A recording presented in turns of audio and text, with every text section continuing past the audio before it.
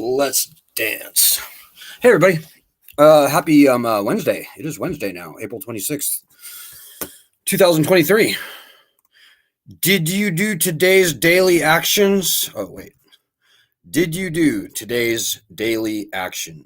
It was very easy. You can still do it. You can go to that link right there. Follow us on Twitter. And do today's daily action. It will literally take you about 25 seconds if you're on Twitter. You gotta have a Twitter account. Please do that, guys. We're the oldest, first, largest grassroots group in the nation fighting this battle, and really the only group that's fighting it in a meaningful way, effective way. Can you imagine how strong we would be if 1.4 million people retweeted our stuff every day? Dudes, that would end the student loan problem. You have no idea how strong we can be, guys, but that only will happen when you help. So I hope everybody is doing well out there in the world. It's finally maybe starting to get a little bit warmer up here in northern Wisconsin, although we still have one more day of snow in the forecast in a couple of days, but whatever. It's sunny out right now and 50 degrees, so that's something. One other quick announcement before I begin. If you could donate, guys, just please, would you please do it? We need 17 people, last I checked. We need 17 people to donate $20 or the equivalent. So if 20 people donate $17, that would be good also. This is for current expenses so that we can literally like keep our lights on and keep our phone on and stuff. And keep our email capabilities current and able to send email and stuff. Very important, guys. We do what we do on very little funding, but we cannot do it on nothing. So if you appreciate all that we've gotten done, all that we're poised to get done, all that we are getting done right now as we speak, just please donate so I can shut up about it. Come on, dudes. I'm laughing because if I wasn't laughing, I'd be crying. So please and thank you, help out, particularly if you haven't donated in a long time. So, and by the way, welcome to the group. If you're new to the group, as I said, we are the first, oldest, largest, and only true grassroots group fighting only and absolutely for student loan justice. We're fighting for two things: cancellation of all federally owned student loans by executive order. That all started with this group. That Biden cancellation that's at the Supreme Court right now, that started here. You heard it here first. But Biden's student loan cancellation sucks, guys. What is far more important than that nonsense is getting the constitutionally enshrined right of bankruptcy returned to student loans. I say this every night because it's just that important. Whether you would ever or never file for bankruptcy is not important. What is important is that we, the people, get this right returned to student loans, as it exists for all other loans in the country, by the way. Very important. Not that everyone's going to run out and file. Very few people should have to file. Maybe even no one will have to file. Just having that power back on our side will force the lending side to do a universe of fair things. Quite frankly, I think student loan cancellation would be at the top of that list when we get the right returned. So this is something we can do, guys. This is something we can compel Congress to do. And with 1.4 million people helping, it would be done. I guarantee you. We damn near got it done last year with only a few thousand people helping us every day. So take it seriously. This group is not here for your entertainment, by the way, if you haven't noticed. If you came for the piano playing, you have problems. No, this is a working fighting group, guys. And if you want to be in this group, you got to help. And the minimum that you can be doing is our daily actions. So tonight, and by the way, if you have any questions or comments, if I can see them on Facebook or on Twitter, and you're watching us live on the live stream, then by all means, throw them out. And I'm very, very, very happy to read them aloud on air and kick them around. Questions, comments, editorial opinions, or otherwise. If there's any haters out there watching this, well, all the better. You want to do battle? Come on, let's go. Come ask us the tough questions.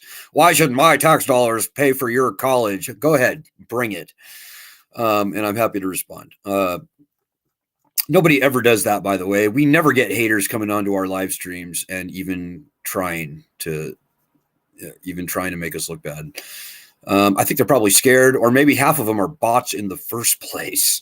So whatever, guys, we got this. So tonight I'm going to give you 5 examples of just heinous corruptions in the student loan industry. I could probably give you about 15 or 20, but let's keep it to, in the interest of time, I will keep it short for you tonight.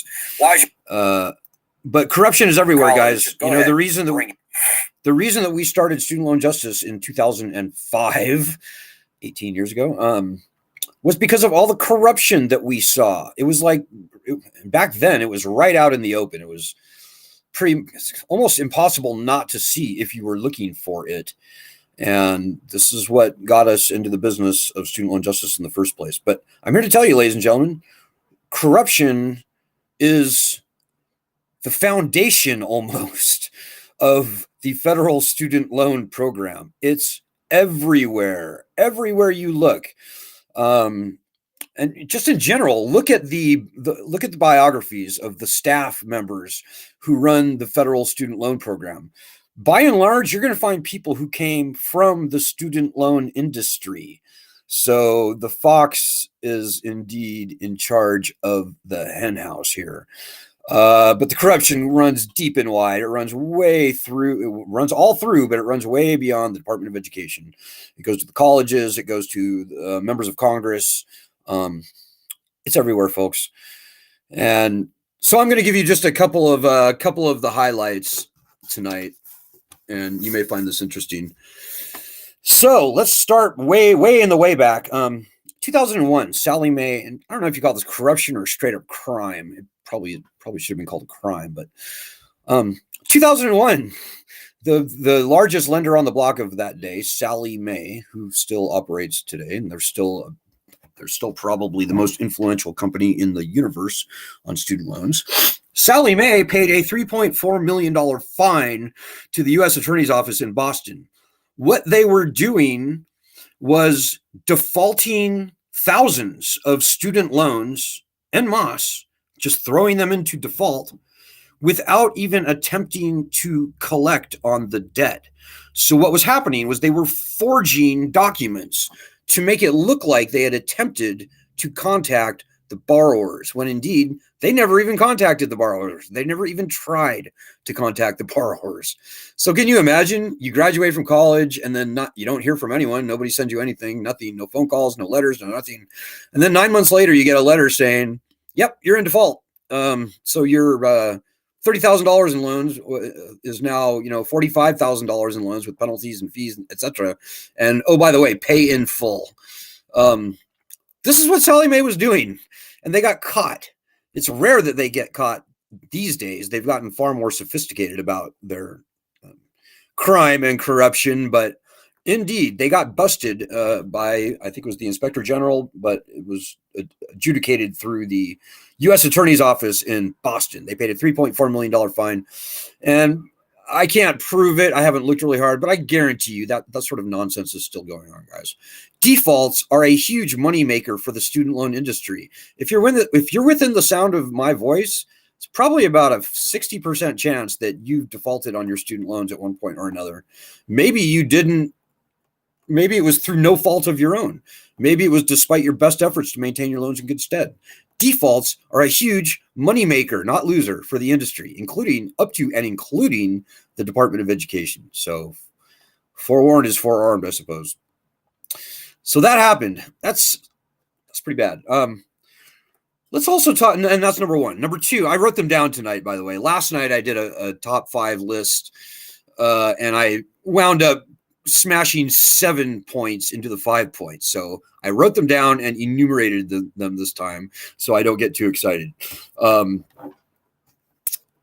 So number 2, corruptions in the student loan industry. So there was a guy named John Boehner. He was an Ohio Republican. John Boehner was head of the House Education and Workforce Committee. He was also Speaker of the House. John Boehner. You remember John Boehner, right? The Orange Man. Well, Well, John Boehner was the darling of the student loan industry. Right before 2000, the end of 2005, John Boehner had a party at his house, and all the student loan executives came. I don't know if it was his house or somewhere else, and he said, "Know that I hold you all in my trusted hands."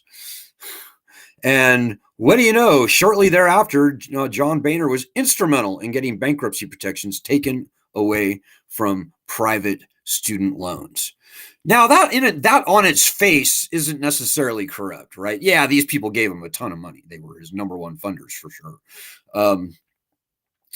But it also turns out that John Boehner secured a job for his daughter at what was at the time one of the largest student loan collection companies in the nation. And shortly after his daughter was given a job, which John Boehner secured for her over a game of golf. I don't know who he was playing golf with. I suspect it was probably maybe Albert Lord. I could be wrong. The newspaper didn't report that, but the Cleveland Plain Dealer did indeed report that he secured a job for his daughter over a game of golf at one of the largest student loan collection companies in the nation. So that's pretty corrupt. So that's number 2. Number 3, Matteo Fontana. I'm going to try and make a long story short. I will say only that there used to be an old style federal student loan program when interest rates were super high, and nobody knew what interest rates were going to do. They started this program, this loan program that guaranteed the lending companies, the banks, the student loan lenders, a guaranteed rate of return of 9.5% annually. And this loan program was then sunsetted because, that's just what they did. And interest rates went way down anyways. So 9.5% was just an exorbitant amount of interest to be earning on loans anymore. So even though the program was sunsetted, the student loan industry found a way to recycle these loans, to reanimate these loans. In other words, keep making these incredibly lucrative loans. So while they were paying only a few percent for their money, they were getting a guaranteed rate of return from the government of 9.5%. So this was blatantly illegal. But for the actions of a very brave, courageous whistleblower named John Oberg, who's a very good guy, by the way. There are good people that work at the Department of Education, by the way. At least there were. John Oberg certainly was one of them.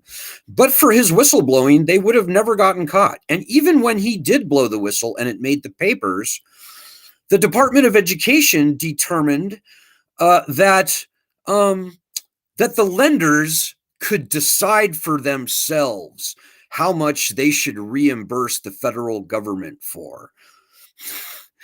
So the Department of Education had no interest in being repaid for these fraudulent claims that the lenders were making under the umbrella of this sunsetted loan program.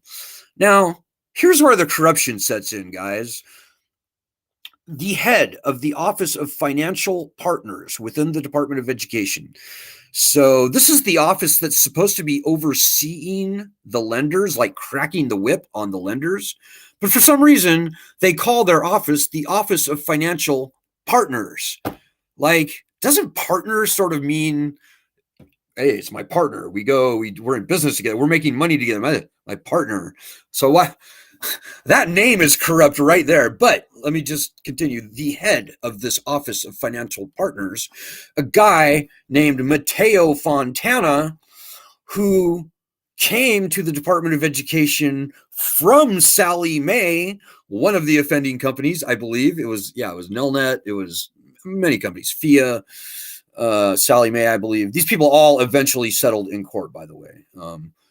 But that was only because of the actions of this whistleblower, John Oberg. Anyways, Matteo Fontana, the director, I think, of the Office of Financial Partners, he wrote a memo giving the lenders carte blanche to keep doing what they were doing. And it turns out that some student loan companies had given Matteo Fontana stock in their companies. So this is the guy that's supposed to be overseeing the lending companies for the Department of Education. And he is holding stock in the very companies that he's supposed to be overseeing. That is fucking corruption. And pardon my French, but and Matteo actually was arrested for this. It's like the only person I can point to who was ever arrested. Of all the corruptions that we've seen in and around the student loan universe, this was the only arrest that I can point to, but there should have been many others, quite frankly. So Matteo Fontana. So that's number 3. Number 4. We were on 60 Minutes in May 2006. And what resulted from that 60 Minutes story was a number of investigations. Investigations by then Attorney General of New York, Elliot Spitzer, followed up by Andrew Cuomo. The investigation was completed by Andrew Cuomo. Also, an investigation by the Senate Help Committee, which was at that time under Senator Ted Kennedy. Well, both of these investigations turned up jaw-dropping evidence of many, many, many corruptions. Primarily financial aid administrators that were literally taking kickbacks, cash money, or sometimes, I think it was basically cash money, checks, but also gifts, many, many gifts, like trips to Boca Raton or something like that. Financial aid administrators were on the take at universities big and small. I could start naming names. I don't want to embarrass any colleges, but Columbia University, the University of Southern California, my alma mater, others. And this, frankly, was probably the largest scandal in the nation's history in the universe of higher education. I think 4 financial aid administrators were fired within days of this news breaking. So you want corruption? We got corruption. I could go on and on about all the disgusting relationships that the colleges have. Maybe a last one, and this actually, I'm not positive that I can prove this one, but the evidence is compelling enough for me to want to bring it up. So we were featured on MSNBC recently in a movie called Lone Wolves. And the whole point of this really excellent documentary, if you can find it, watch it. Lone Wolves, it's on the Peacock channel, I believe.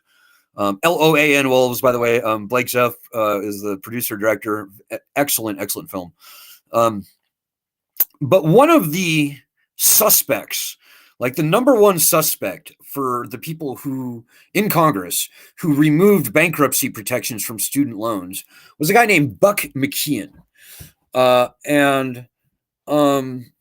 the movie didn't quite find a smoking gun against Buck, it actually found somebody at the Department of Education, an unelected, unappointed bureaucrat within the Department of Education. So I will leave it to you to see the film for yourself. But Buck McKeon was my number one suspect. And in Congress, I would say, even still today, I'd say of all elected officials, you have to point to Buck McKeon, Jim Jeffords, and I would say maybe also Mike Enzi. But Buck McKeon is highly culpable in the pain that you are feeling today for the fact that bankruptcy has been essentially removed for all time from student loans. At least the waiting period for filing for bankruptcy was extended to infinity under Buck McKeon. So there's a company, and he was in Congress until a couple years ago. He's now retired.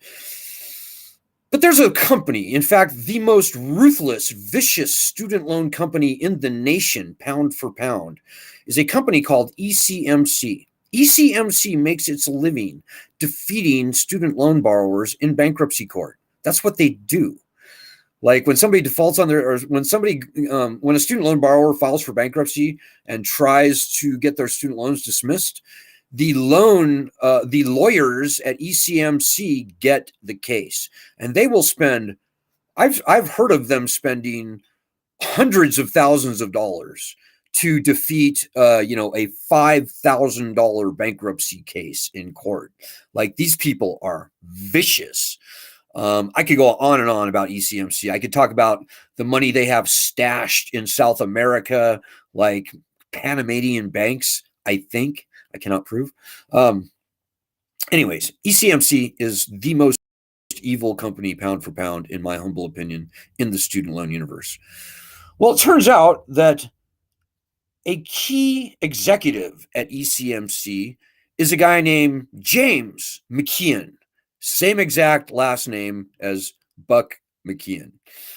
And James, I think he sits on the board of the ECMC Foundation, which you may have heard of. If you listen to NPR, you've probably heard little plugs for the ECMC Foundation, helping people go to college or fostering higher education or whatever they say. Disgusting. This is just disgusting. It's the most evil company. Trust me. It's the most evil company in the universe, pound for pound. There are bigger, more evil companies, but pound for pound, you got to give it to ECMC. So wouldn't it be convenient if a relative of Buck McKeon wound up not only on the board of directors of the ECMC Foundation, but also on the executive staff of the ECMC Group, I believe it's called, headquartered in Minneapolis, Minnesota? I think that would be a pretty interesting case of a family tie that probably, well, let me just do this. Let me show you a picture. And I have not been able to prove that James is related to Buck. I have not been able to prove it. Let me just say that first of all. But let us look at a photo, shall we? Oh, please tell me I still have this photo up somewhere. I'm going to dial it in for you right now in case I deleted it. Oh, wait, there it is right there. Okay. Open files. Give me 1 second here, guys. And you be the judge for yourself what this looks like to you. Okay? And again, I could be wrong. I'm making no accusations here. I'm just saying, look at this. Look at these photos. On the left, you see former Congressman Buck McKeon. On the right, you see James V. McKeon, I believe. Look at those eyes. Do those guys not both have the same beady eyes and the same kind of, like, do they not look related to you? They look related to me. Okay, I'm going to stop sharing now. So you can be the judge for yourself. I probably should do a little more digging and find out if indeed this James V. McKeon is related to Buck McKeon. I could be wrong. But I've usually got pretty good instincts about these things. So you can be the judge on that one. And maybe if either of those gentlemen wants to come up to refute or deny or affirm that possibility of if it's not his son, and I think it may not be his son, I think it may be his nephew or something. That would be my bet. So we'll see. Okay, I'm looking at your comments right now, guys. Sorry to be lagging. I'm going to try and keep this short, wrap this up. So those are only 5 instances of corruptions or potential corruptions, last one, that we've seen throughout the student loan industry. There are many, many more, ladies and gentlemen. I don't so much go looking for corruption anymore, but I can tell you that back when I was looking for corruption, I was finding corruption under damn near every rock that I lifted up. So it's still out there. I guarantee you they've gotten a little more sophisticated about how they do it these days. But yeah, I could go on and on and on.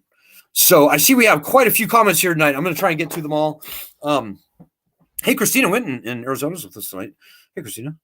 Good afternoon, all. Got an Arizona person more involved today. Got them into our daily actions. Good. Twitter accounts, and she tweeted away today. Thank you, Rian Bench, and welcome aboard. Well, yes, thank you, Rian. We need good, strong people in Arizona. Arizona is being crushed by student loan debt.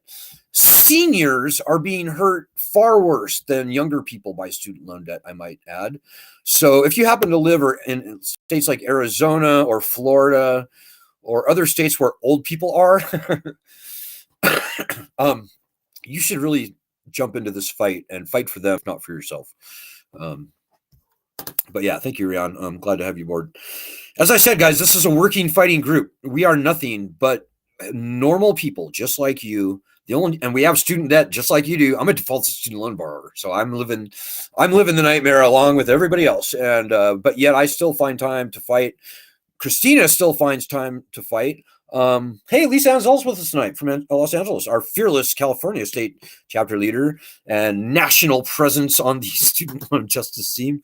Lisa says, Caval and Cordray have blatantly betrayed us. Whatever trace of moral compass they may have had at one point has been irrevocably corrupted by the uniparty swamp. You know, Lisa, I want to say that I think you're wrong, but I don't think you're wrong. I hope you're wrong. But, you know, the proof is now in the pudding. James Caval and Richard Cordray have been in office for like upwards of a year now. Well over a year. Like Cordray has been around for almost the full first 2 years of Biden's term. Caval, I think, got a little bit of a late start, but he's been in office for at least a year and a half, I believe. These are people that we were really counting on doing the right thing. And the number one thing that we were hoping they would do was to stop opposing student loan borrowers in bankruptcy court. And they said that they would. And what they ended up doing was not that. The new bankruptcy process, guys, is almost indistinguishable from the old bankruptcy process. The only difference appears to be that unelected bureaucrats at the Department of Education are making these determinations for undue hardship rather than a judge, rather than a bankruptcy judge. So undue hardship does not go away, and these guys do nothing to circumvent it, although they could have. So I hope you're wrong, Lisa, but I have to say that I think you're pretty much right. And that's very sad. You know, Richard Cordray is a star in his own right. You know, he was nearly the governor of Ohio. He's a 5-time champion on Jeopardy, for God's sakes. He's a very smart guy, and he was really going places with his career. Apparently, until he decided to hug the tar boulder that is the federal student loan program, which he now runs. You know, the guy, and I don't want to, and James Caval, same thing. I mean, we have a long history with James. I consider us to be friends with James. I thought he was a good guy. Even still, I exchange emails with him pretty regularly. And, but yeah, the proof is in the pudding, guys. And we have seen nothing good from the Department of Education up to this point. Are they better than the Department of Education was under Betsy DeVos? Betsy DeVos? DeVos, yeah.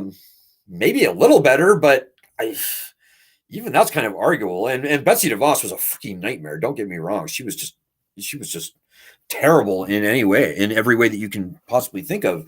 So the rhetoric with James Caval and Richard Cordray is better, but the proof is in the pudding. You know, Betsy DeVos's chief operating officer for financial aid for the federal student aid office, a Trump appointee, a deep, dark Republican from Georgia, Wayne Johnson, you know, you'd think that he would probably be evil. But as far as what he did, what Wayne Johnson has done, not only, he didn't do much when he was in office, but the most important thing that Wayne Johnson did, and Richard Cordray now sits in Wayne Johnson's seat now.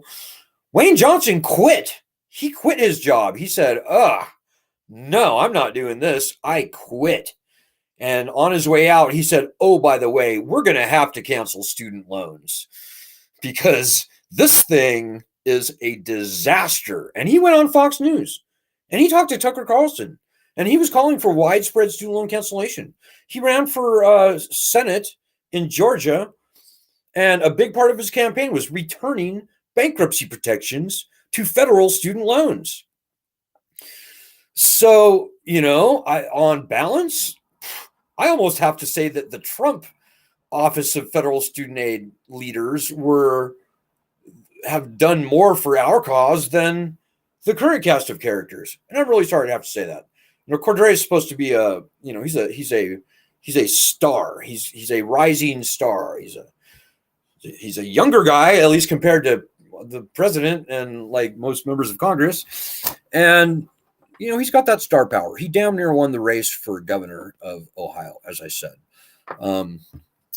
But yeah, bad things happen when people go to work for bad agencies like the Department of Education. Department of Education is corrupted through and through, guys. I'm telling you, everything that I said tonight, that's only the tip of the iceberg. Hey, Joanna Kearns from Florida is with us tonight. Hey, Joanna. She says, good evening. I am making process. I just heard from Rick Scott's office minutes ago. Good. We are trying to meet with all senators and all House representatives across the country, guys. That's 535 people. We're focusing on the Republicans, though, because the Republicans, that's the easiest way to get this battle done. The Democrats have their own weird little corruptions and stuff. But, we like to go into the lion's den. And it's a matter of survival for the Republicans at this point. They just can't keep wagging their finger at us borrowers. They just can't. And they know it. And our cause is truly a conservative cause. We're fighting against big government. We're fighting indirectly against the colleges. We're fighting for the red states, which are hurt by far the worst of all states. In the state of Florida, for example, Rick Scott's state.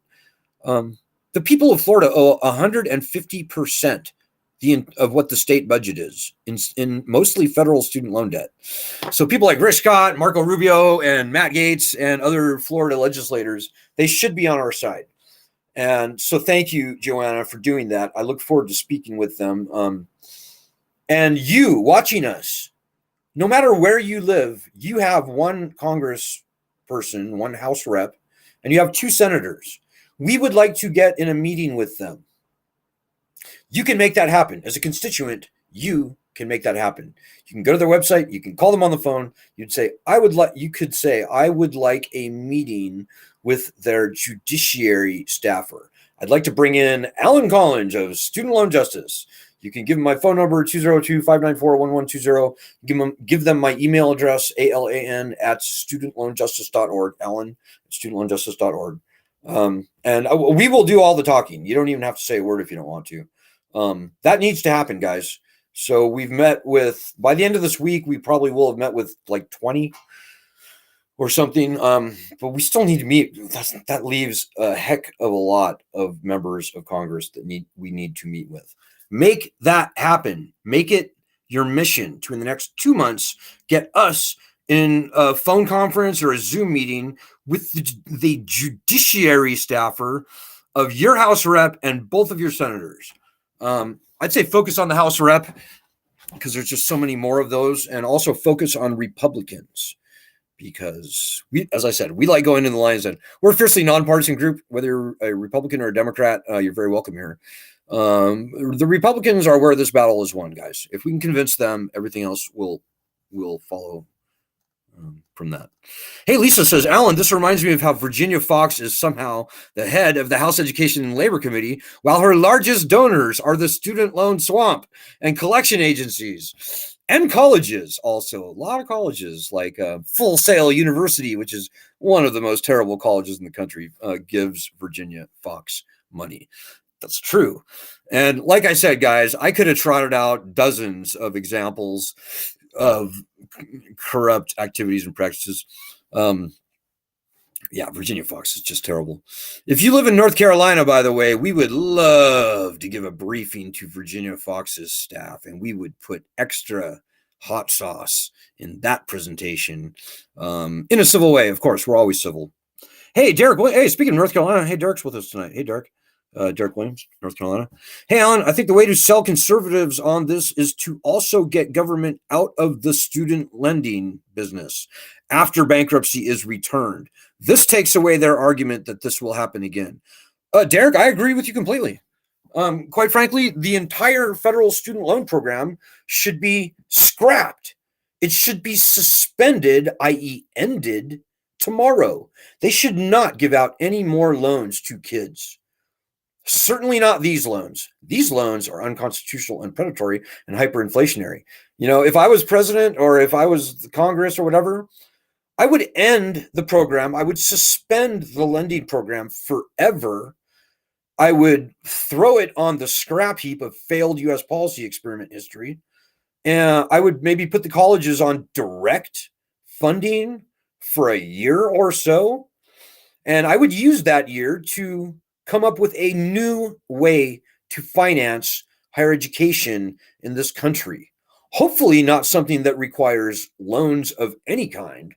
But I'm agnostic as far as what the next higher education financing model should look like. There's a lot of good ideas out there. I don't know. I don't really care. What I do know is that the current lending program is catastrophically failed. There's absolutely no good reason to continue it. It is a disaster. It is a complicated, over-the-hill, catastrophically failed cancer. It cannot be allowed to continue.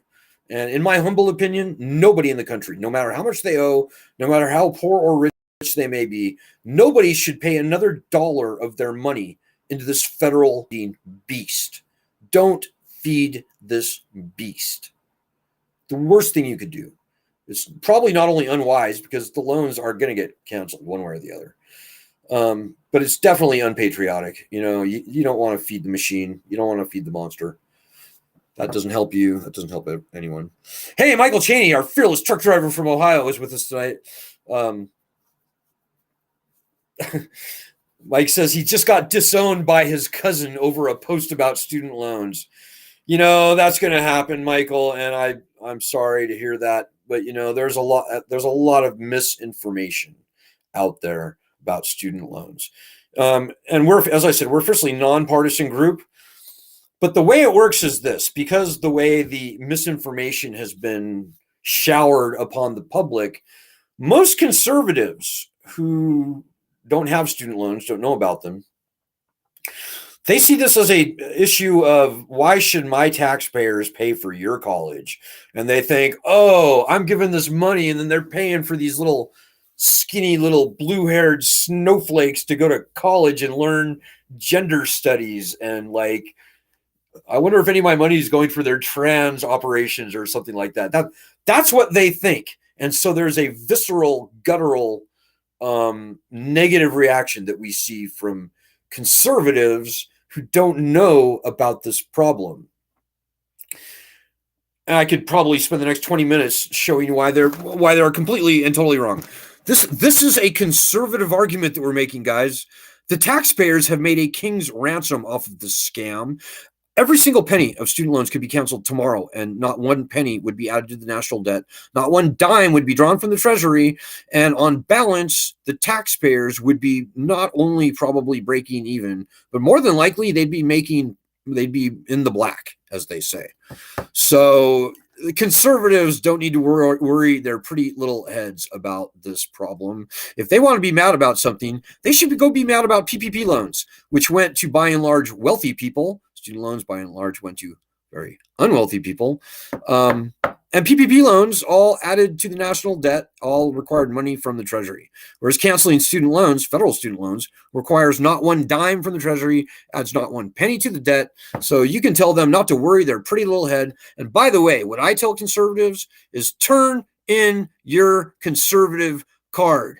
While you were wagging your finger at the normal people being wrecked by this big government, red state wrecking lending beast, you were actually working and fighting for the colleges. Those things that are indoctrinating the country to be socialist or communist or queer or whatever. Yeah, that's who you're actually fighting for. Turn in your conservative card. You done lost that, you fool. That's what I tell conservatives. And the ones who listen come around to agreeing with me. And I've ended many conversations that started out like you and your cousin, Michael, that ended with handshakes and good luck and thank you. I had no way of knowing. I had no idea. Thank you very much. That's the way the conversation almost always ends when we have meaningful engagement with people who toe that line. So hang in there, Michael. I would tell him to hear it from Tucker and give him the link, bit.ly/hear it from Tucker, bit.ly/hear it from Tucker. And check that out. That you'll be really interested to watch that. Tucker Carlson is actually on our side, believe it or not, guys. You know, most conservatives, when they look at this thing, come around to agreeing with us. I kid you not. But for all the bad misinformation out there, we got this thing figured out.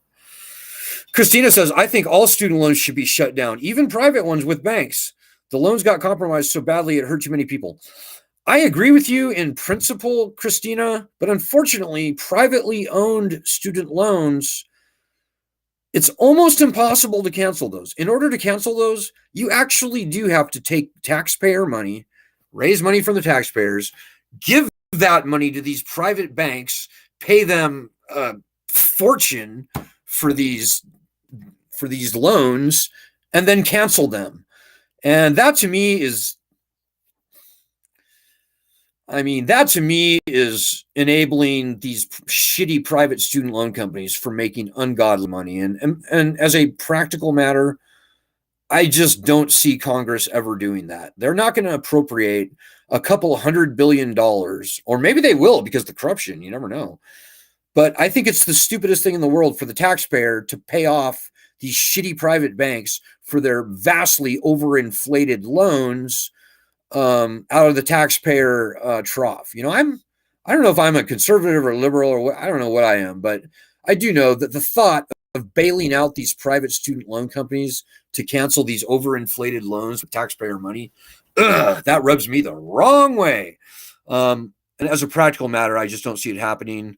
As a practical matter, the best I think that we can do for privately owned student loans, and unfortunately that includes even federally guaranteed privately owned student loans like FFELP loans. Although half of FFELP loans are now owned and controlled by the federal government. So if you have FFELP loans, good chance they may be held and owned by the federal government. You should check. But I digress. The best thing that I can see happening for privately owned student loans is getting bankruptcy protections returned and getting statutes of limitations. Well, no, sorry. Statute of limitations already exist for private student loans, but getting statutes of limitations returned to all student loans, including federally owned student loans. Including federally guaranteed student loans, would be about the best that I can think of for private student loans. And by the way, as I said, private student loans do have statutes of limitations. So while private student loans suck, there is that. Joanna Kearns asks, why is Virginia Fox such an evil bitch? You know, I really can't speak for her psychology. I could maybe make a few guesses. You know, I think money may probably be behind it in one way or another. Seeing who funds her campaign, the colleges, for-profit colleges, others. I think some people are just nasty anyways. I think some people just hate young people. And I would say Virginia Fox kind of strikes me as being of that personality type. But, you know, I really don't care. All I know is Virginia Fox is poison to the state of North Carolina. And whether you're red or blue or nowhere, you know, or somewhere in between or none of the above, Virginia Fox is a cancer on the state of North Carolina. So is Senator Budd. Senator Ted Budd is a cancer to the state of North Carolina. I could go on for quite a while talking about the elected representatives, both in Congress or both in the House and in the Senate from North Carolina, who are actively engaged in burying the state of North Carolina in federal student loan debt. Those people should be run out of the state on a rail They are ruining the state of North Carolina. And I'm not talking about liberals. I'm not talking about they're mean to, blue-haired liberal snowflake people. No, no, no, no, no. Over half of student loan borrowers, probably way over half in North Carolina, are either Republican or independent. So these North Carolina lawmakers are burying their own base in unconstitutional, mostly federal student loan debt. And they ought to be ashamed of themselves. You want to find more corruption? Look under those rocks. I don't even really care anymore. And I'm not really in the corruption hunting business anymore so much, but I guarantee you guys, if you take some time and you look very closely at the finances, the family members, investments, other things that those legislators have going on, you will find corruption everywhere, and in particular in the state of North Carolina and those lawmakers. Shame on them. So, it seems like the more I talk, the more comments we get here. So I have to cut it off, guys. We're way over time. Oh my God, we're at 46 minutes already tonight. So let me just read Lisa's last comment, and then I'm going to have to cut it off. Lisa says, money is the root of all evil. Yeah, okay. Talking about Virginia Fox. Yeah, Virginia Fox went to college when it was $2 and a bucket of berries. Yeah, she has zero real life exposure and experience with how the crisis destroys lives. It's time for Virginia Fox to go, guys. She was never good. Even back in 2006 when we started this, she was no good. So word to the wise in North Carolina, spread the word. Virginia Fox is hurting your state. She's hurting your state, whether you're red or blue. Get rid of her. You have to be able to find somebody, whether they're Republican or Democrat. I don't care. You can find people way better to represent the 5th district of North Carolina, I believe, 6th district. You can find way better people than Virginia Fox, and you should, because this woman is just poison. Okay, ladies and gentlemen, well, I'm going to call it a night. I'm going to only finally, lastly say, please donate, dudes. I hate to beg. Please don't make me beg. If you appreciate all that we're doing in this group, just please donate something. As I said, our money requirements are essentially zero compared to the millions that get spent against us. And I'll just leave it there at that without giving you any details. But we don't need a whole lot of money at all to survive, thrive, fight, and yes, win this battle. Right now, for example, we need 17 people to donate $20. That's like $340, guys.